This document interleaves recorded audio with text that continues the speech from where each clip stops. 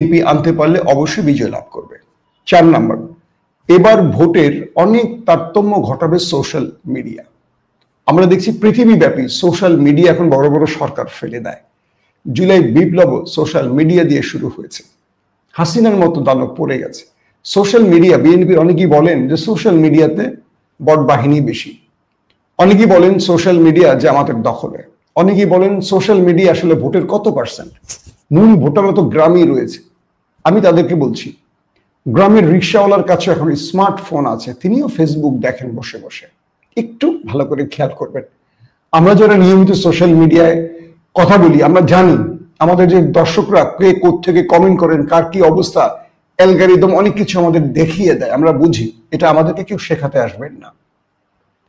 তো বিষয়টা হয় যে ফেসবুকের ক্ষেত্রে বা ইউটিউবের ক্ষেত্রে গ্রামের মানুষের যেটা সমস্যা, সেটা অনেক সময় তারা যাচাই বাছাই করতে পারেন না কোনটা সত্য কোনটা মিথ্যা।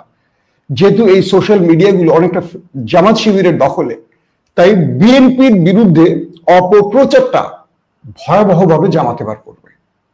4 নম্বর পয়েন্ট হলো সোশ্যাল মিডিয়া। জামাত ইতিমধ্যে তাদের যে নেটওয়ার্কিং সিস্টেম, প্রতিটি জায়গায় এমন ভাবে প্রি প্ল্যানিং করে তারা কাজ করছে। তাদের সাইবার টিম রয়েছে, তাদের রয়েছে আইটি সেল, যেগুলো বিএনপি তাদের ধারে কাছে পৌঁছাতে পারবে না।